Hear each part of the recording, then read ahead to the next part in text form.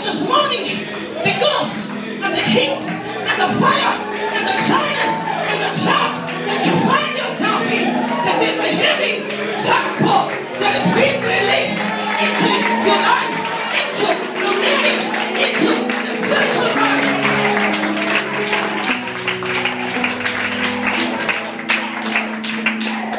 There's a heavy downpour of rain in the spirit.